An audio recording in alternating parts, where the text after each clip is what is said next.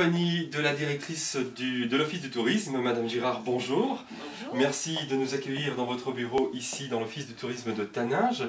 Alors, la saison se termine bientôt. Comment s'est déroulée cette saison ? Écoutez, bonjour Joseph, tout d'abord bienvenue à Pradly-Saumand et dans cet office de tourisme de Taninges. Une très belle saison d'hiver avec un démarrage notamment au cours du mois de décembre où nous avons pu ouvrir gentiment la station au niveau du domaine de Pradly-Saumand. Et puis nous avons attaqué dès le 19 décembre avec une belle fête qui s'appelait la Festive, qui était la fête d'ouverture de la station. Et donc avec un focus justement sur le ski handicap pour permettre aux personnes à mobilité réduite de skier dans notre station. Donc c'était l'ouverture de la station et puis belle saison, beaucoup de neige cet hiver, un petit peu comme d'habitude parce qu'on ne s'en plaint jamais. Et là nous sommes le 12 avril et il y a encore beaucoup de neige, vous avez pu le constater. Donc beaucoup de visiteurs, de vacanciers en séjour, court séjour ou simplement à la journée, mais une belle saison pour nous. Alors ça n'est pas la saison exceptionnelle de l'année dernière en termes de résultats, si vous voulez, en termes de chiffre d'affaires, parce que l'année dernière c'était vraiment exceptionnel. Et ce qu'il faut savoir, c'est que Noël et Nouvel An, la neige était au rendez-vous, mais pas de manière très importante. Donc à partir en fait de début janvier, on a eu un superbe enneigement qui nous permet de continuer à fonctionner jusqu'au 18 avril au niveau du domaine skiable de Pradly-Saumand et encore une zone débutant qui sera ouverte jusqu'au 25 avril. Alors vous nous parliez il y a quelques instants de beaucoup de visiteurs, une station qui commence à prendre de l'ampleur.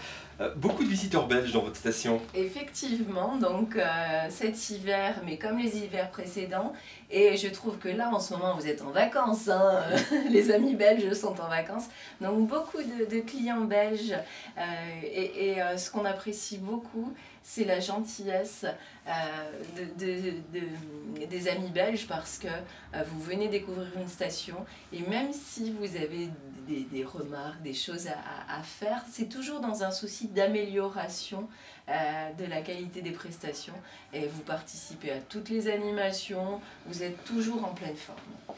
Alors, une autre question, on connaît la station l'hiver, mais la station est aussi agréable à visiter l'été. Qu'est-ce qu'on peut y voir cet été, par exemple? Alors cet été, nous travaillons en fait, la richesse de notre territoire de Pradly-Saumand et des villages de Taninges et Mieuxy, c'est qu'on allie à la fois le côté sportif, avec la montagne, la balade, la randonnée. Et c'est vrai que quand on connaît l'hiver, on ne se rend pas forcément compte de tous ces sentiers de randonnée, des activités de parapente, des 400 voies d'escalade qu'il y a sur le site. Intéressant aussi, c'est qu'au village, nous avons un patrimoine culturel riche, avec le vieux bourg de Taninges, qui est un bourg de la Renaissance, il y a une chartreuse, la chartreuse de Mélan, qui date du XIIIe siècle. Donc de nombreuses activités, des expos, on organise des visites guidées toutes les semaines. Donc ce qui permet aux gens d'allier un petit peu la tête et les jambes. Et puis on ne s'ennuie jamais. Et ce qui fait vraiment la beauté de notre territoire, c'est aussi les grands espaces, les paysages. Le massif du Mont Blanc, le Chablais qui n'est pas loin, on gravit les sommets, on aperçoit le lac Léman, donc une véritable diversité. Donc cet été on propose des animations sportives, nous organisons une montée pédestre au départ de Taninges et qui arrive au Pradly, ça s'appelle la montée des pavés, donc à la fois une course mais également une marche populaire. Nous organisons des animations autour du 13 juillet dans le parc de la Chartreuse. Le 21 juillet, c'est la fête belge. Qu'est-ce qu'on y fait donc pour le 21 juillet?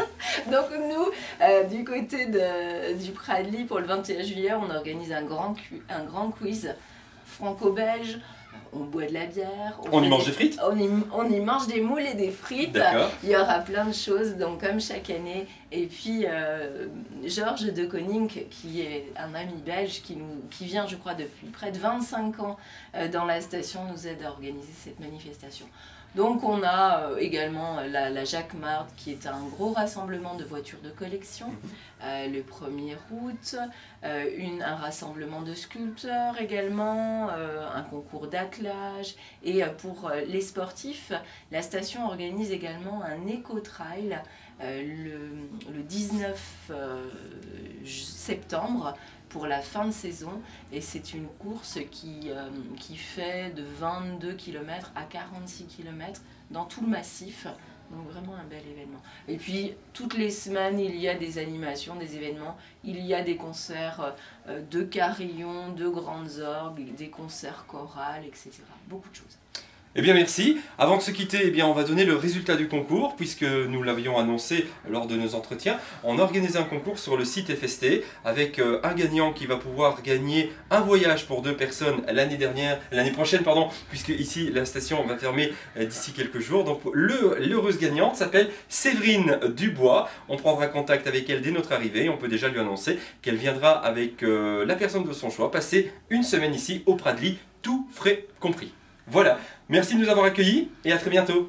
À très bientôt Joseph, bonne journée. Merci.